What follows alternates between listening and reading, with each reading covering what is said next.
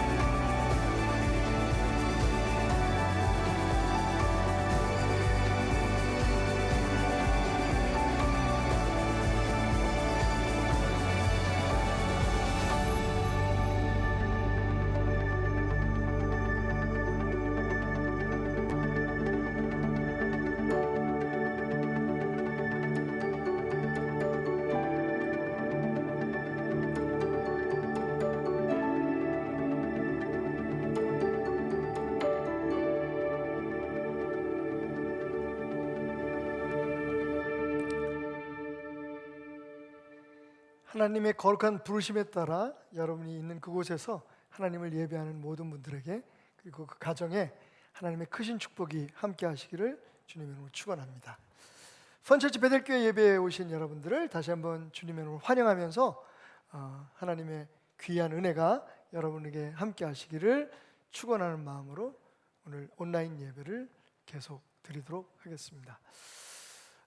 오늘 제가 올라오기 전에 직전에 통계를 보니까 오늘 확진자가 397명, 거의 400명에 육박하는 확진자가 새롭게 발생했다고 하는 뉴스가 나오더라고요.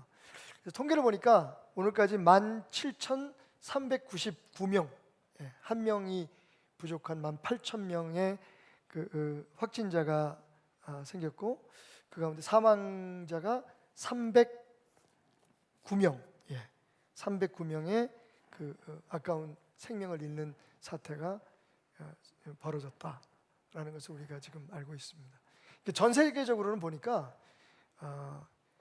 사망자의 숫자가 약 80만 정도 된다고 합니다. 그래서 80만, 굉장히 많은 숫자이지만 또 생각해 보면 70억 인구 가운데 몇 퍼센트가 될까 우리가 한번 계산해 볼 수 있을 것 같습니다. 자, 그런데 이런 불행한 그 팬데믹, 다시 말하면 질병의 전염병의 대유행은 지금만 있었던 것은 아닙니다. 인류 역사 속에 유럽을 휩쓸었던 흑사병이라고 하는 질병이 있었고, 또 최근에는 그 스페인 독감이라고 하는 병, 또 메르스 비롯해서 사스 여러 가지 그런 그 질병의 팬데믹이 지속적으로 인류의 역사 속에 우리 인간의 사회를 괴롭히고 또 사람들을 힘들게 했던 일들을 우리가 기억합니다. 성경에는 그런 일이 없었을까요? 역시 성경에도 이 그 팬데믹에 대한, 그것도 아주 심각한 전염병의 대유행에 대한 기록들이 몇 군데 나와 있는데, 그 중에 대표적인 말씀이 오늘 역대상 21장에 기록되어 있는 다윗이 왕으로 이스라엘을 다스릴 때에 있었던 3일간의 전염병의 유행이었습니다. 성경학자들은 그때 다윗 왕이 이스라엘을 다스릴 때에 이스라엘의 백성의 숫자가 한 500만 정도였었다고 생각합니다. 그렇게 추측합니다. 다시 말하면 지금 서울 시민이 1000만이면 한 반 정도, 서울 시민의 반 정도의 인구가 이스라엘에 그 운집해 살고 있었는데, 그 중에서 오늘 말씀을 보니까 3일간의 전염병을 통해서 7만 명이 생명을 잃습니다. 퍼센테이지를 계산해 보니까 그 인구 대비 1.4%가 하루 이틀 3일이라고 하는 짧은 시간에 그 전염병의 대유행 때문에 생명을 잃는 엄청난 역사가 일어난 거죠. 이것을 흔히 그 출애굽 당시에 이스라엘 백성들을 내보내지 않으려고 했던 바로와 애굽 사람들에게 하나님께서 10가지 재앙을 내리시는데, 그 마지막 재앙이 출애굽기 12장에 기록되어 있는 것처럼 애굽의 집안에서 태어난 모든 첫 번째 것들, 그냥 그 일반적인 가정의 첫 아들, 장자, 그리고 옥에 갇힌 자들의 장자, 그러니까 신분이나 그 사람들을 차별하지 않고 여러 가지 면에서 구별하지 않고 모든 처음 난 자식들, 그리고 심지어는 29절에 보면 가축의 처음 난 것까지도 하나님께서 그 재앙으로 다스리셨다라고 성경은 말하고 있습니다. 사실 이 오늘 본문에 나와 있는 이 다윗 시대에 있었던 이 불행한 사건은 출애굽 당시에 장자의 죽음에 견줄 만큼 엄청난 사건이었습니다. 인구의 1.4%가 3일 만에 생명을 잃는 사건. 자, 이 상황에서 나라를 책임지고, 그리고 사실은 그 불행의 원인 제공자였던 다윗은 이렇게 얘기합니다. 내가 곤경에 빠졌도다. 내가 곤경에 빠졌도다. 사실 곤경이라는 말을 히브리 말로 보면 짜르라고 하는데, 이 짜르라고 하는 말은 포위되다, 혹은 어떤 상자 속에 갇히다, 포장하다, 혹은 감금하다라고 하는 의미를 가지고 있는 명사입니다. 그래서 답답하다, 불안하다, 막막하다라고 하는 거기에서 파생된 의미를 내포하고 있는 단어입니다. 여러분, 내가 곤경에 빠졌다라고 말하는 이 다윗의 심정을 우리가 한마디로 이해할 수 있는 그런 고백인 것 같습니다. 사실은 일어난 사건도 문제지만 그 일로 인해서 파생되는 그 국가의 모든 상황들, 그리고 앞으로의 미래, 마치 사면 초과를 당한 것처럼, 적들에게 포위를 당한 것처럼, 어디로 빠져나갈 수 없는 구멍 하나 없는 그런 상자 속에 포장된 것처럼 다윗은 말 그대로 막막하고 답답하고 캄캄한 상황 앞에 처해 있었던 겁니다. 자, 그런데 중요한 건 다윗이 그 곤경에 빠져 있는 것으로 이 상황을 끝내지 않았다는 거죠.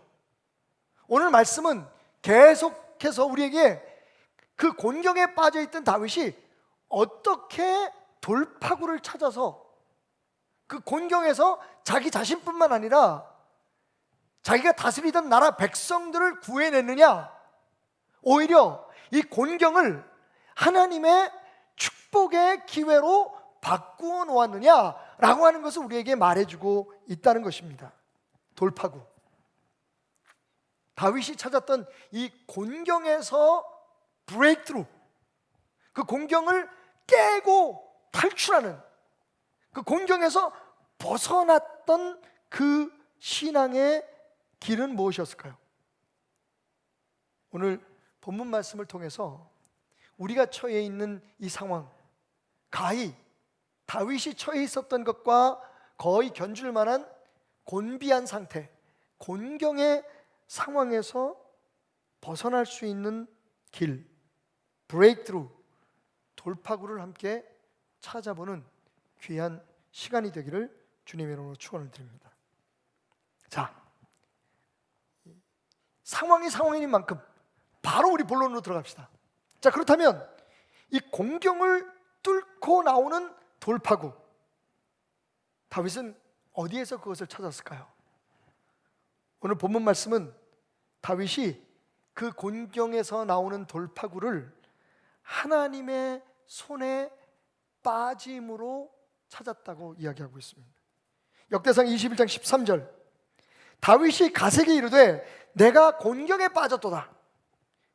여호와께서는 긍휼이 심히 크시니 내가 그의 손에 빠지고 내가 그의 손에 빠지고 내가 그의 손에 나를 드리고 내가 그의 손에 빠지고 사람의 손에 빠지지 아니하기를 원하나이다 하는지라. 다윗에게는 참으로 황당한 세 가지의 선택이 주어졌습니다.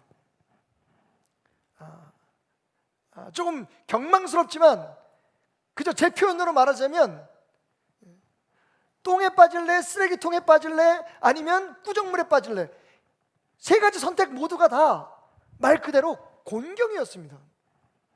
좋은 게 하나도 없었어요. 그 상황에서 다윗은 이렇게 고백합니다. 어차피 당할 고통이라면, 어차피 겪어야 할 고통이라면, 어차피 우리의 힘으로 해결할 수 없는 운명과 같은 상황이라면 나는 하나님의 손 안에서 그 고통을 이겨내겠다. 그것을 허락하신 분이 하나님이시라면 그 상황에서 나를 건져내시고 이 백성을 구하실 길도 하나님 안에 있다는 것을 내가 믿고 긍휼하신 그분의 손에, 긍휼이 크신 그분의 손에 내가 차라리 엎어지리라.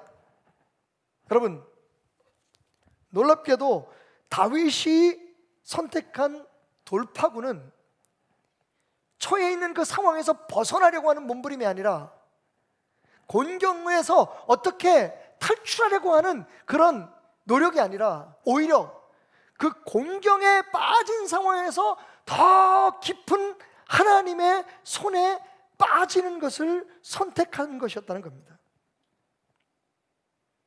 여러분, 우리의 힘으로는 해결할 수 없는 지금 이 상황에서 다윗의 지혜를 함께 배우고 다윗의 그 믿음을 통해 참된 돌파구가 무엇인지를 깨닫는 저와 여러분이 되시기를 주님의 이름으로 축원드립니다. 어차피 우리의 힘으로 해결할 수 없는 이 상황에서 몸부림치고 또 서로를 원망하고 책임을 전가하고 아파하고 힘들어하면서 오히려 우리의 벗어나려고 하는 노력이 우리에게 더 큰 고통을 주는 그 짐을 지기보다는 우리의 삶의 모든 것을 그 손에 붙들고 계시는 하나님의 품 안에서 답을 찾는가? 다윗의 고백처럼 그분의 손에 내가 빠지리라. 여러분, 빠진다고 하는 표현에서 느껴지십니까? 마치 물에 빠진 사람처럼 나는 이제 내 힘으로는 하지 않겠다. 나는 그냥 하나님께 모든 것을 드리겠다. 나의 모든 의지와 나의 모든 행동과 심지어는 나의 생각과 감정까지도 그분의 손에 철저하게 맡기겠다. 바로 그것이 공경을 벗어나는 참된 돌파구임을 저와 여러분이 깨달았으면 좋겠습니다. 자, 그렇다면 하나님의 손에 빠지기 위해서 우리가 어떻게 해야 될까요? 첫째, 교만에 빠지지 말아야 합니다. 교만에 빠지지 말고 하나님의 손에 빠지자. 교만에서 벗어나서 하나님의 손으로 뛰어들자. 오늘 역대상 21장 1절부터 8절에 보면 이 엄청난 사건이, 이 엄청난 불행이, 이 팬데믹 상황이 3일 만에 인구의 1.4%가 생명을 잃는 이 사건이 무엇으로부터 기인했는지에 대한 설명이 나와 있습니다. 여러분, 조금은 황당하지만 오늘 말씀이 이렇게 시작합니다. 사탄이 일어나, 21장 1절이죠. 역대상. 사탄이 일어나 이스라엘을 대적하고 다윗을 충동하여 이스라엘을 계수하게 하였다. 여러분, 이 모든 시작은 다윗에게서부터 시작됩니다. 이 불행의 시작은 다윗의 마음에서부터 시작되는데, 그런데 성경은 뭐라고 얘기하냐면 사탄이 다윗을 충동시켰다라고 이야기하고 있습니다. 닐 앤더슨이라고 하는 분은 이런 말을 남겼죠. 사탄의 전략은 그의 생각을 당신의 마음속에 심어놓고 그것이 마치 당신 안에서 생겨난 것인 양 믿게 만드는 것이다. 여러분, 지금 이 상황 속에서 우리가 판단해야 될 것은 지금 내 안에 있는 이 생각이 내 생각이냐, 아니면 사탄이 내 마음속에 품게 한 생각이냐, 그것을 구분해내는 겁니다. 다윗은요, 인구조사를 하는 것이 당연한 것으로 생각했습니다.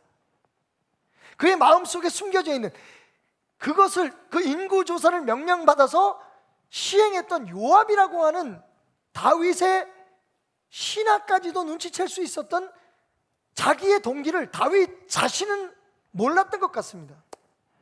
요압이 뭐라고 얘기하는지 한번 들어보십시오. 요압이 말하기를 18절 19절에 보면, 3절에 보면 요압이 이렇게 말합니다.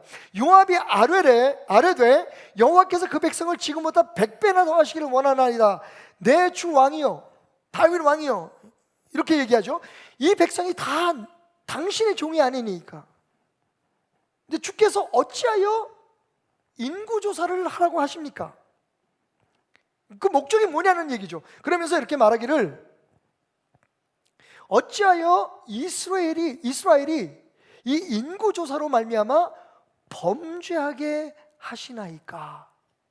라고 이야기합니다. 그 다음 절을 보면 다윗이 뭔 소리 하라면 하지. 결국 요압은 다윗의 명령에 따라 인구조사를 하죠. 여러분, 인구조사는요, 국가를 운영하는 굉장히 중요한 하나의 방법입니다. 우리도 요즘 인구 센서스라고 하는 이름으로 거의 매년 종교 센서스도 하고, 그리고 연령별 센서스도 하고, 도대체 국민이 몇 명이나 되는지, 또 어떤 그 상황에 있는지, 이런 것들을 파악을 해야 국가나 정부에서 국민들이 나갈 길이나 어떻게 도울 수 있는지 정책 같은 것들을 만들 수 있잖아요. 그러니까 사실은 인구조사 자체가 문제가 아닙니다. 그럼 뭐가 문제였느냐? 오늘 요압의 말을 잠깐 들어보면, 자세히 들어보면, 이 인구조사를 하게 된 다윗의 마음속에 숨겨진 동기가 하나님을 진노케 했다는 겁니다. 이렇게 추측해 볼 수 있죠. 오늘 말씀 보면 다윗의 말년이에요.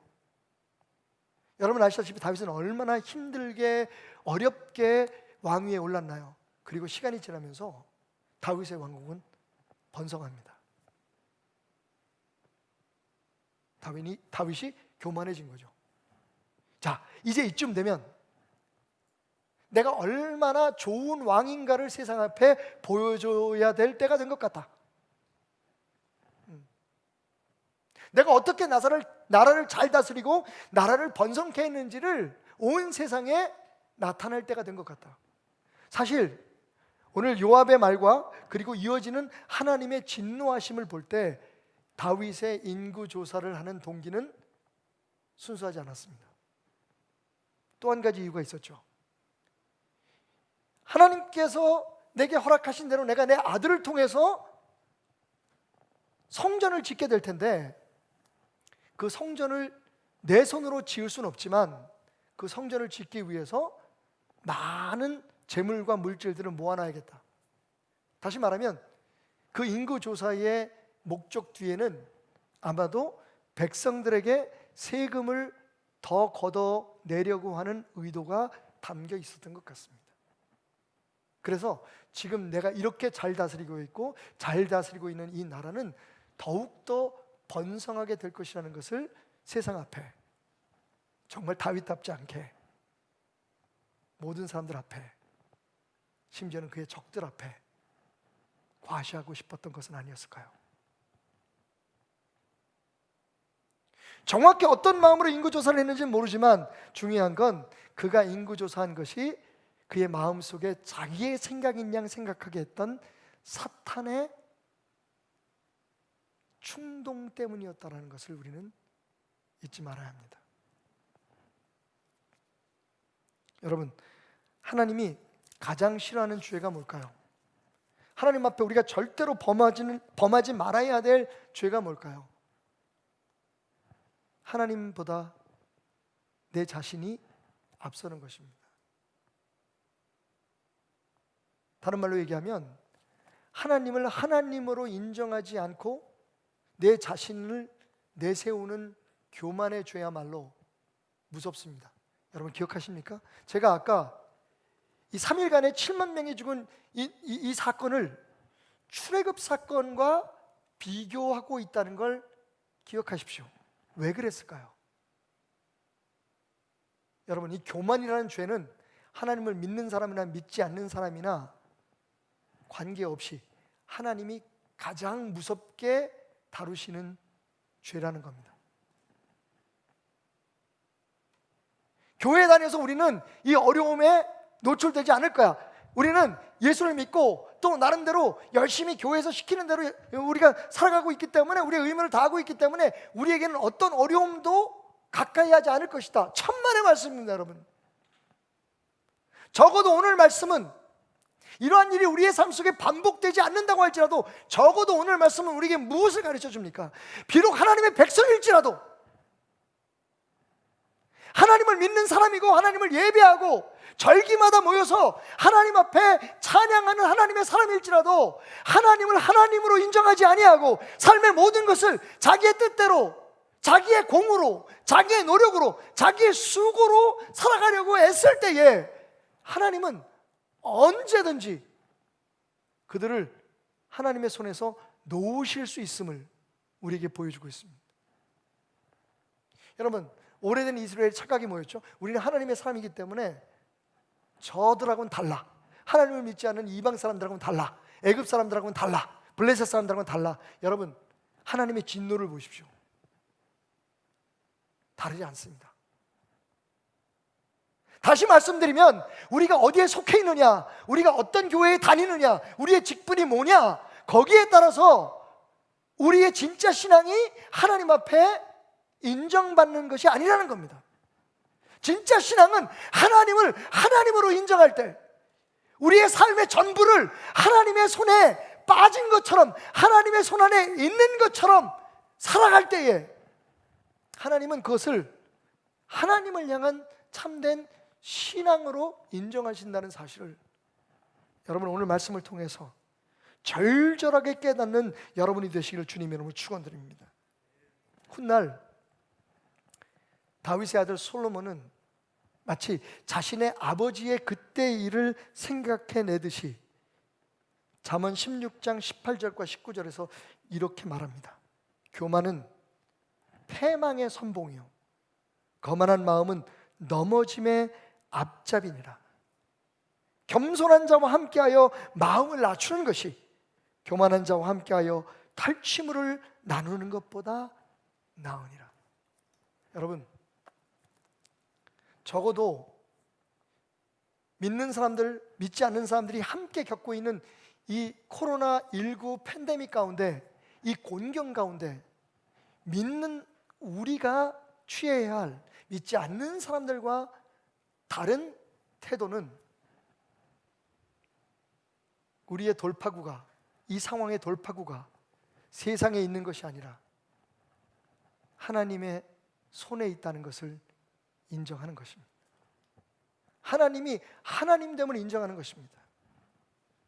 세상을 향해 분노하고 또 책임져야 할 사람들이 책임지지 않고 있다고 원망하는 입을 잠시 멈추고,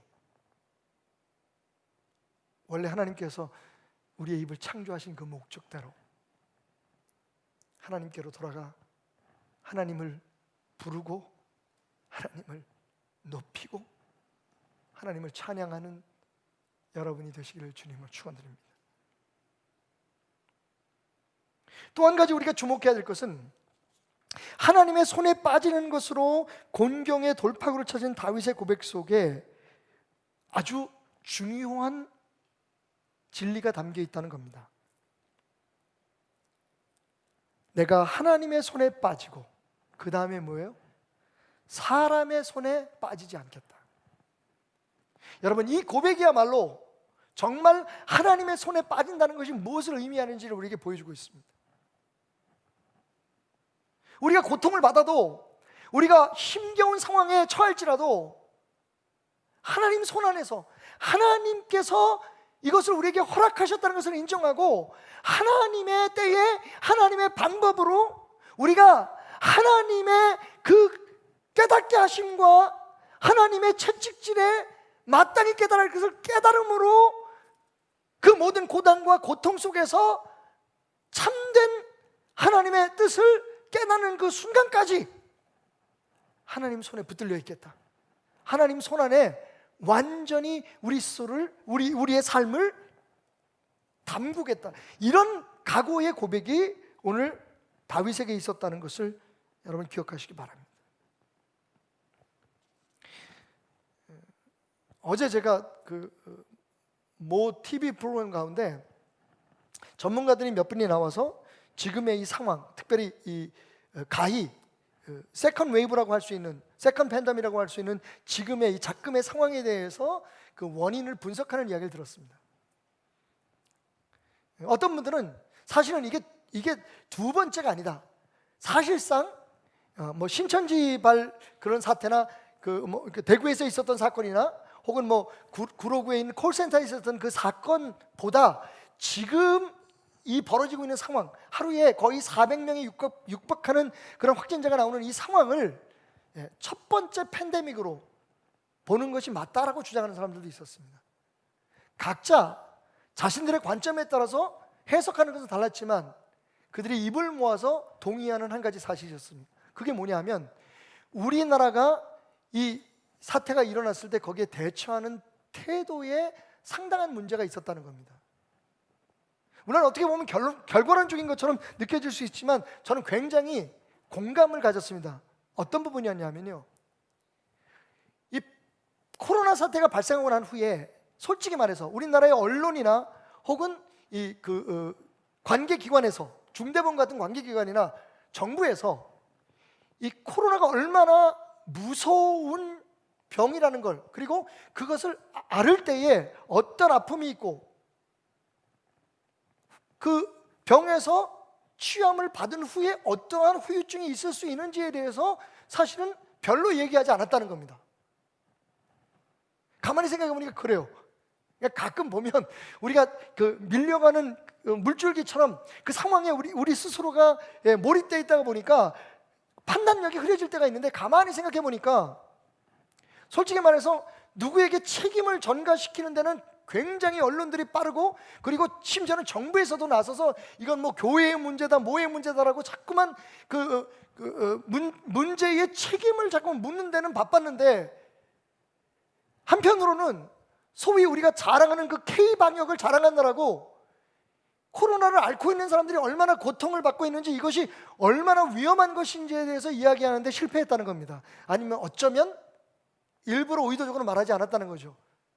왜 그런 결론이 나오냐면, 해외의 언론을 보면 확실히 우리나라의 언론과 다릅니다. 오직 하면 여러분, 정말 웃기는 얘기지만 그 사람이 그렇게 얘기했다고 우리가 믿진 않지만, 대한민국이요? 대한민국 끝났습니다라고 얘기했던 어느 나라의 대통령의 말처럼, 솔직히 말하면 여러분, 우리가 그동안에 우리가 지금 잘하고 있다라고 하는 것을 자꾸만 과시하고 별 문제가 없다는 것을 하기 위해서 정책적인 면에서라든지 아니면 그것을 알리는 면에 있어서 의도적으로 소극적이지 않았는가 하는 생각을 가져봅니다.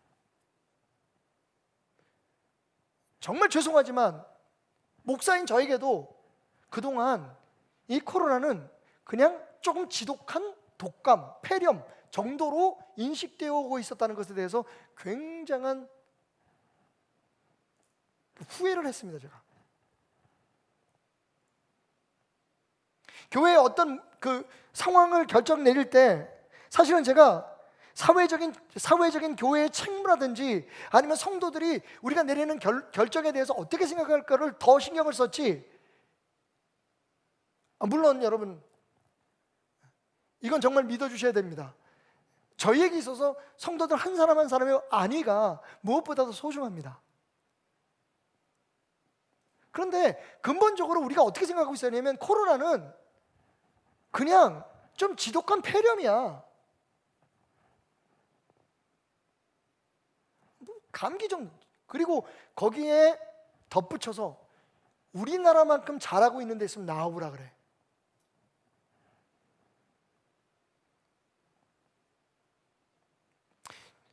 이제 와서 우리가 누구에게 불평을 하고 원망을 하는 이유가 어쩌면 그 사람들이 마치 지금 이 상황을 해결할 수 있는 능력이 있거나 혹은 그만한 힘이 있다고 믿어왔기 때문은 아닐까요? 다시 말씀드리지만 대통령이나 정부나 우리는 하나님을 뽑은 거 아닙니다.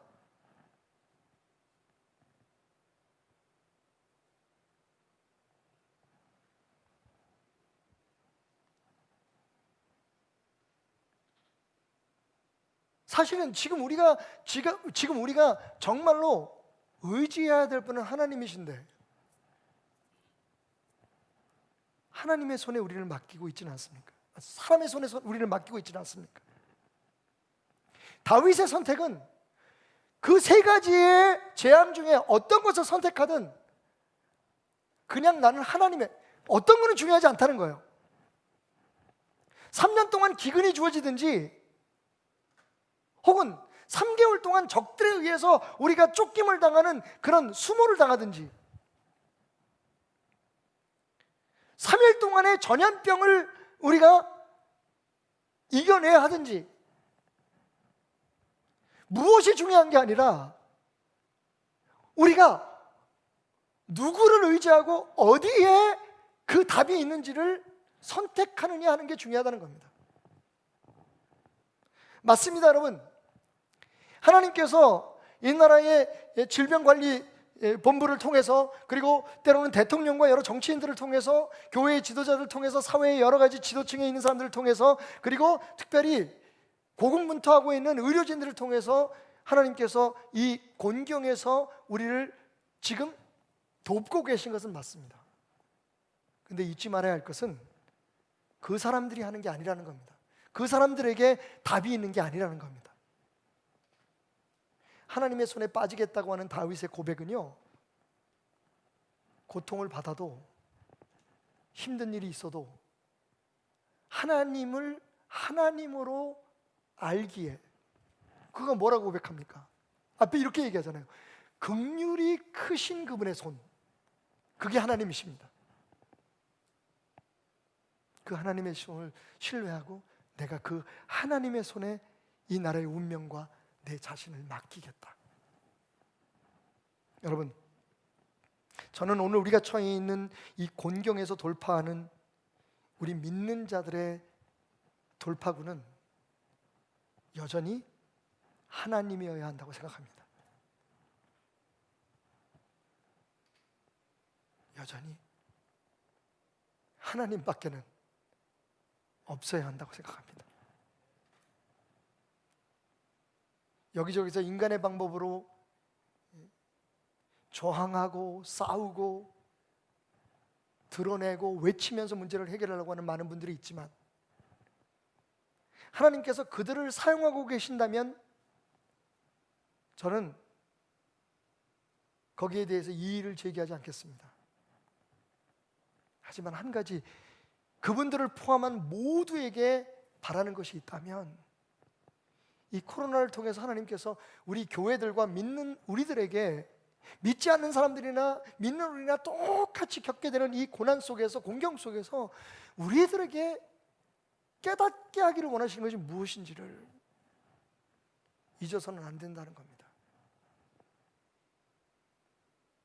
거기에서부터 우리의 순수한 목적이 드러나고 증거될 수 있기 때문입니다.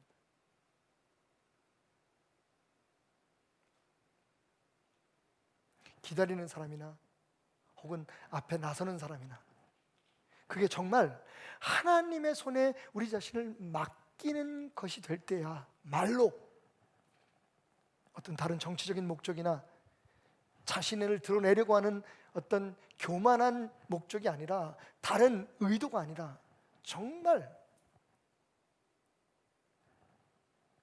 하나님 안에서 답을 찾고 하나님밖에는 답이 없다고 하는 참된 고백을 할 수 있는 길이라고 생각합니다. 하나님의 손에 빠지기 위해서 우리의 교만을 버리십시다. 하나님의 손에 빠지기 위해서 사람의 손에 빠지지 맙시다. 자, 그렇다면 하나님의 손에 빠지는 가장 실질적이고 구체적인 방법은 뭘까요? 오늘 말씀의 결론입니다. 하나님의 손에 빠지려면 오늘 다윗에게서 우리가 배워야 할 아주 중요한 사실, 참된 예배를 회복하라 라는 것입니다. 제가 이렇게 말할 때 여기저기서 한숨소리가 나옵니다. 아, 그래, 그래서 우리가 예배 못 드리는 이 상황이 너무나 속상해. 여러분, 저는 그 예배를 얘기하고 있는 게 아닙니다.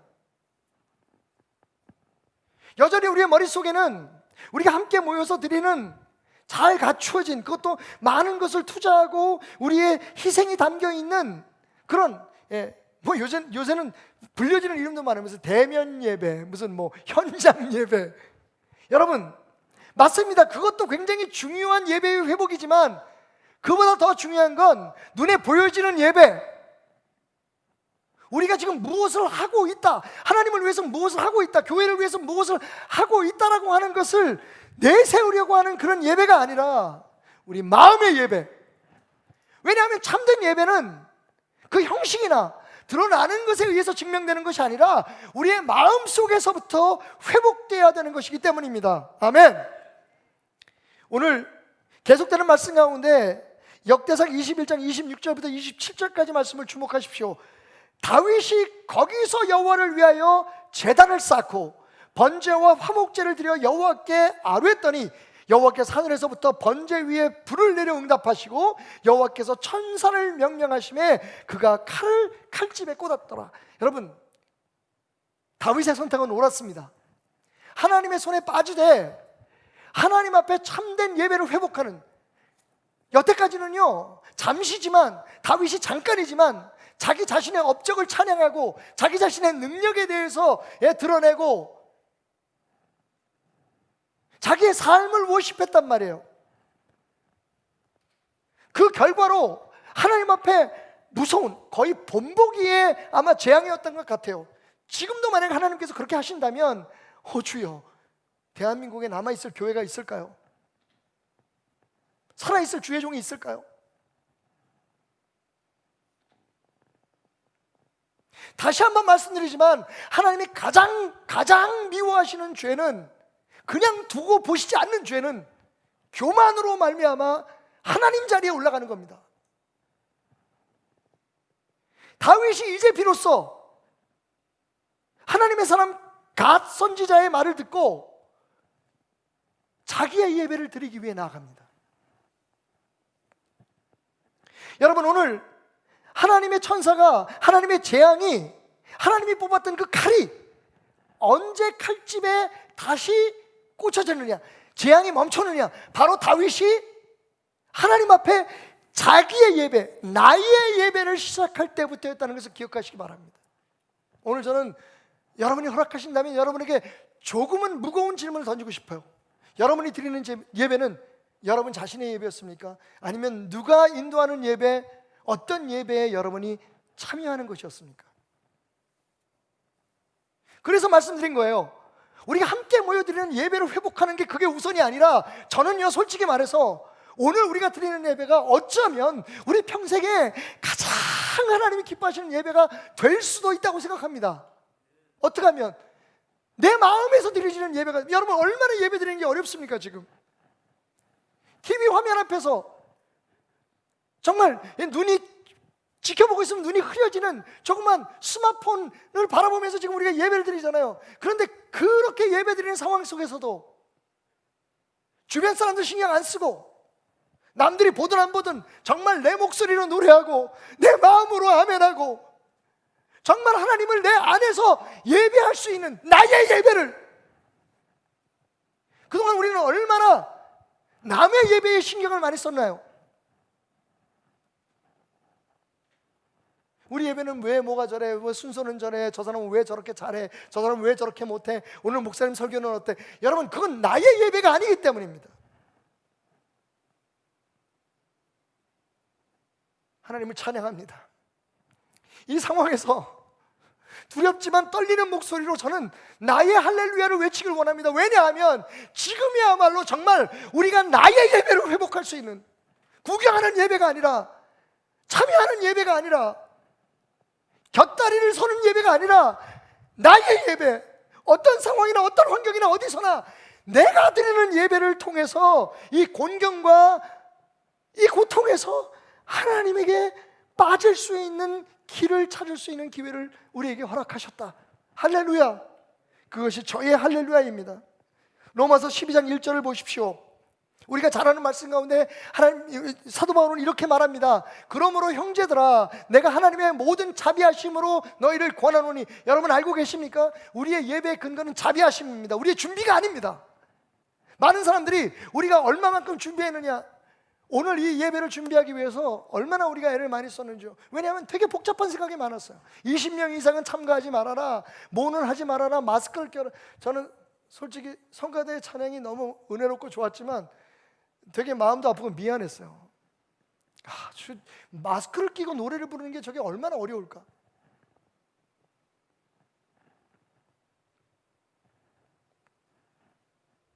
여러분, 그런데 우리가 그걸 극복해냈어요.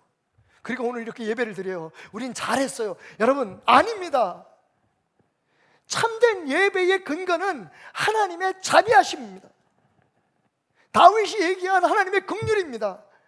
여러분, 우리가 아무리 준비해도, 아무리 우리가 깨끗하게 여기에 나와도, 우리가 아무리 옳은 우리 나름대로의 목적과 의도를 가지고 좋은 예배를 만든다고 해도 하나님의 긍휼하심 없이는 우리는 하나님 앞에 예배조차 드릴 수 없는 존재라는 사실을 다시 한번 깨닫기를 주님의 이름으로 축원드립니다.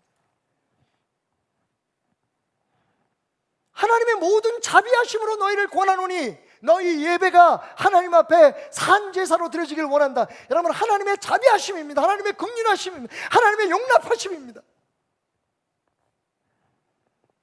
분명히 7만 명의 백성들을 대신 희생시킬 만큼 다윗이 지은 죄는 무서운 죄였습니다. 그럼에도 불구하고 하나님은 그의 예배를 받으십니다. 왜냐하면 이제까지의 예배와 달리 적어도 그때 당시에 얼마 동안 다윗이 드렸던 예배처럼 나 지금 잘하고 있죠 하나님?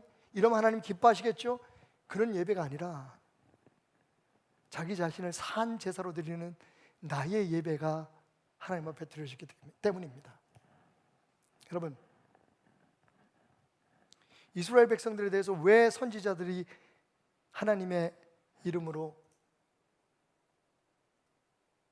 그들을 책망했을까요? 아침 저녁으로 예배드리고 절기마다 예배드리고 그때마다 수없이 양과 소들을 죽여서 희생제물로 드렸지만 자기 자신은 정작 하나님 앞에 드리지 않았기 때문입니다. 그건 가짜 예배입니다.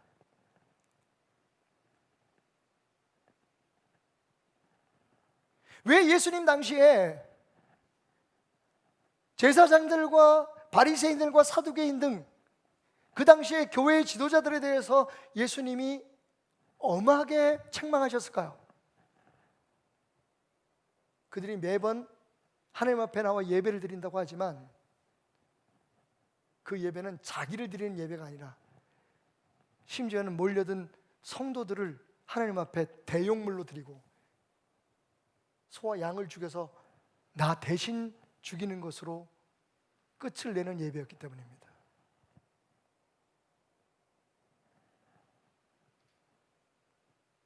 하나님의 예배는 사도 바울의 말처럼 내 자신이 거룩한 산 제물이 되는 겁니다. 그것 때문에 하나님은 소를 죽이고 양을 죽이고 제단 위에 희생물을 드려서 하나님을 예배할 때에 나를 드리는 것을 그 짐승들을 대신 죽임을 통해서 보고 배우고 깨달으라고 말씀하셨는데 사람들은 짐승을 죽인 것으로 내 예배가 끝났다고 생각했습니다. 교회 지도자들은 성도들을 대속물로 드림으로 자신들의 예배를 완성시켰다고 생각했습니다. 안타까운 건, 정말 안타까운 건 이번에 문제가 됐던 그 목사님이 적어도 마지막 확진이 되었다는 사실을 알았을 때 저는요 그 교인들에게 이렇게 말해주기를 원했습니다. 저였으면 그랬을 것 같아요. 아니, 그랬을까요? 여러분, 빨리 검사 받으십시오.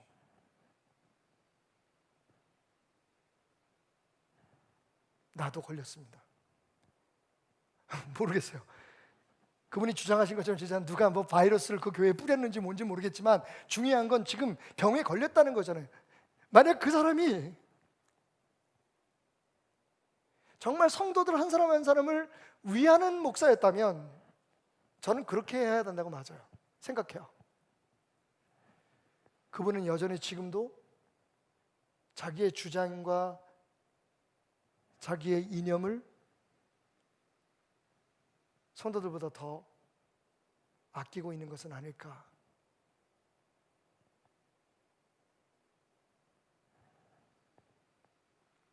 웃으면서 성도들에게 싸우라고 말하는 그분의 모습에서 저는 한국교회의 비참함을 봤습니다.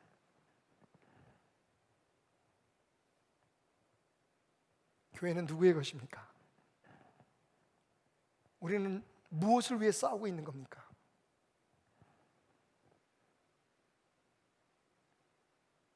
성도는 어디에 있습니까?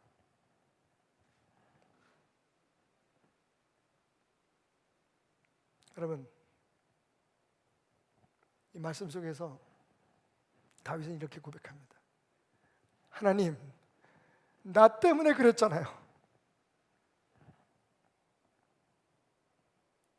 차라리 나와 내 아비의 집을 치소서.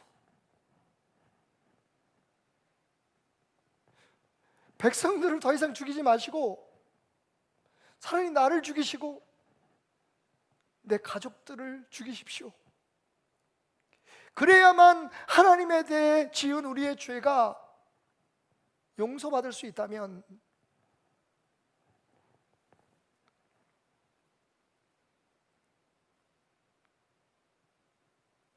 하나님의 손에 빠지는 가장 확실한 방법은 그동안 우리가 익숙했던 참가하고 참여하고 드러내고 보여지는 예배에서 벗어나 하나님 앞에 내 자신을 드리는 산 제물의 예배를 회복하는 겁니다. 그리고 두 번째로 진짜 헌신이 시작되어야 합니다. 히브리서 11장 4절에 보면 우리가 잘 아는 하나님이 받으셨던 아벨의 예배에 대해 아주 중요한 선언이 담겨져 있습니다. 히브리서 11장 4절, 믿음으로 아벨은 가인보다 더 나은 제사를 하나님께 드림으로 의로운 자라 하시는 증거를 얻었다. 여러분, 여기 하나님이 받으신 예배에 중요한 두 개의 요소가 있습니다.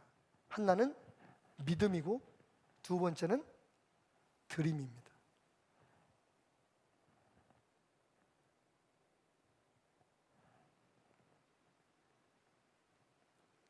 하나님이 우리에게 원하시는 예배는 하나님이 하나님됨을 선언하는 것이기 때문에 당연히 우리가 정말 우리의 것인 것처럼 그동안 너무 당연시하게 누렸던 것들을 내려놓고 하나님 앞에 드림으로써 우리의 진정한 믿음의 고백, 산 제물의 예배가 하나님 앞에 드려질 수 있는 겁니다. 다시 말하면 하나님이 받으시는 예배의 가장 중요한 두 가지의 요소는 하나님에 대한 우리의 믿음과 그리고 그 믿음을 증명하는, 그 믿음대로 살아내는 우리의 드림에 있습니다. 시간을 드리고 물질을 드리고, 여러분 사실은 우리가 잊고 있을지 모르지만 그보다 더 중요한 것이 있습니다. 그건 뭐냐 하면 우리의 고집과 아집을 드리는 겁니다. 내가 내 삶의 주인이 되고 내가 내 세상에 하나님으로 살아가려고 하는, 우리도 모르고 짓는 다윗의 죄, 내가 했지, 내 방법으로 해야지, 그것을 온전히 하나님 앞에 드리는 것이 예배이고, 그래서 저는 예배를 죽음이라고 정의합니다. 하나님 앞에 하나님 손에 내가 빠지겠다고 얘기했다는 것을 다시 한번 생각해 보십시오. 여러분, 하나님의 손에 빠지면 하나님이 꼭 잡으면 죽습니다. 하나님이 풀어놓으시면 삽니다. 내가 하나님의 손에 빠지는 순간부터 모든 선택은 하나님에게 있습니다. 그리고 우리는 그 하나님을 믿습니다. 예배는 무엇입니까? 하나님의 손에 빠지는 겁니다. 내가 나를 대신해서 성가대의 찬양을, 혹은 찬양팀의 찬양을, 혹은 교회의 어떤 헌신자들의 헌신을 하나님 앞에 드리는 것이 아니라, 목사의 설교를 드리는 것이 아니라 내 자신을 하나님의 손에 맡기는 겁니다. 그 손에 드리는 겁니다. 그래서 하나님이 뜻대로 내 생각과 내 마음과 내 의지와 나의 물질과 나의 시간과 모든 것들을 그분 뜻대로 다스릴 수 있도록. 여러분, 지금 우리가 처해 있는 이 곤경의 돌파구는 저 벽을 뚫고 나가는 것에 있지 않습니다. 코로나 바이러스 19가 끝나도 여전히 우리의 곤경은 끝나지 않을 수 있습니다.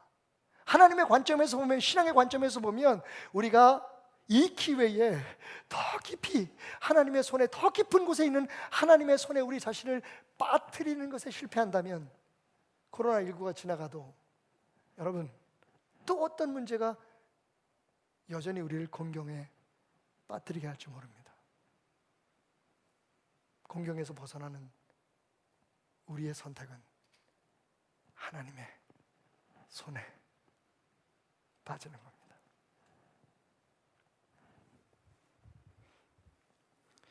다윗은 여러 가지 면에서 신앙의 기준이 되었던 사람입니다. 열왕기상 15장 11절, 아사가 그의 조상 다윗같이 여호와 보시기에 정직했다.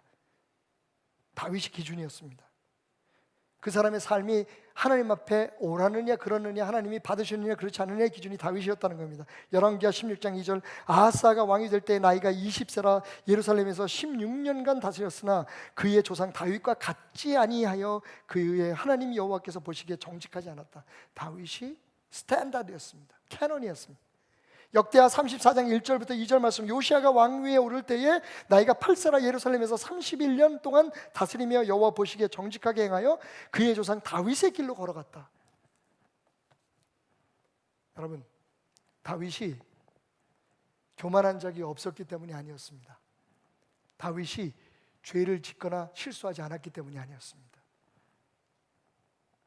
다윗이 자기의 실수와 잘못, 그리고 어떤 상황 속에서 겪게 되는 공경에서 그가 벗어날 길, 즉 돌파구를 하나님 손으로 인정하였기 때문입니다. 하나님 손으로 돌아갑시다. 그 손에 빠집시다. 압니다, 여러분. 많은 고난과 역경과 곤경이 여러분을 옥죄어 오지만 어떻게 하면 이것을 벗어날까? 여러분, 그 몸부림보다 지금 더 중요한 건 어떻게 하나님 손에 더 깊이 빠져들 것인가?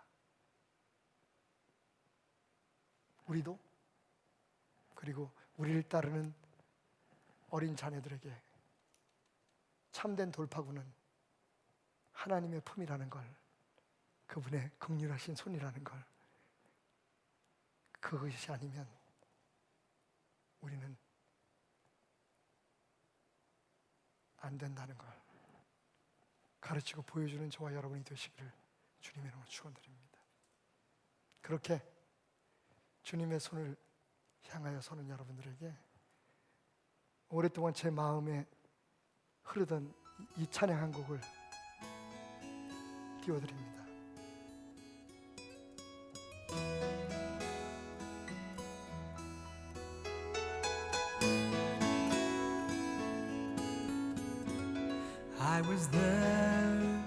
난 거기 있었지. 네가 생애 첫 숨을 내쉴 때에 나는 너의 음성을 들을 수 있었단다. 세상을 향해 크게 울부짖던, 넌 날 볼 수 없었겠지. 하지만 나는 거기 아주 가까이 있었지. 이제 내가 너에게 하고 싶은 말이 있다. 너는 항상 내겐 어린아이란다. 언제든지 사랑이 필요할 때 내 품으로 달려오렴. 네가 나이를 들어 어른이 되어도 넌 항상 내겐 어린아이란다.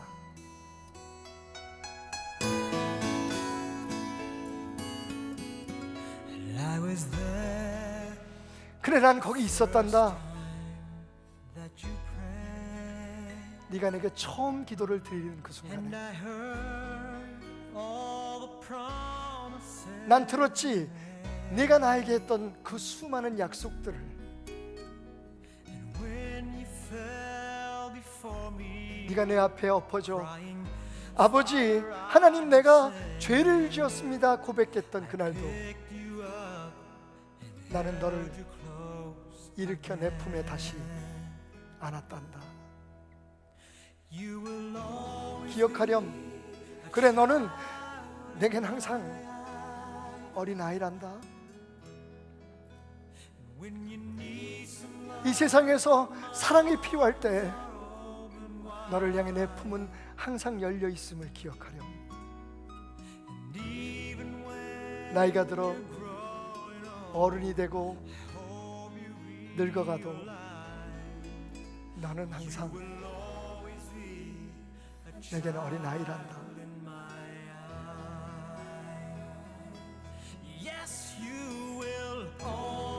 사랑하는 여러분, 그래서 주님은 우리를 오라 하십니다. 너희 스스로 다 컸고 너희 스스로 옳다고 생각하지만 너희는 항상 내 도움이 없이는 살 수 없는, 내 은혜의 젖을 빨지 않고는 생존할 수 없는 아이기에, 나의 어린 아들과 딸이기에 너를 향해 나는 내 품을 허락하노라. 이 어려움에 우리의 돌파구는, 이 공경에서 벗어나는 진정한 돌파구는 그 하나님의 품으로 돌아가는 것입니다. 우리 함께 기도합시다. 우리의 입술로 하나님을 예배하기 시작합시다. 우리의 마음으로 하나님 아니면 안 된다고 고백합시다. 하나님, 그렇습니다. 오늘 우리가 주님 앞에 돌아갑니다. 주님의 손에, 그 능력의 손에 우리를 맡깁니다. 우리가 아파도 힘들어도, 우리가 고난을 당하고 역경을 당하는 순간에도, 절망적이고 막막한 이 상황에도 우리의 삶의 주인이 하나님임을 고백하며, 그래서 하나님의 손에 우리의 미래를, 우리의 모든 것을 맡깁니다. 우리의 가정과 우리의 어린 것들, 그리고 이 험한 세상에서 어찌하든 가장으로, 어른으로 살아가야 될 우리의 삶을, 우리를 품으시고 우리를 치유하시며 우리 안에 참된 예배의 영을 회복시키시는 하나님 앞에 우리가 빠집니다. 우리를 받아주소서.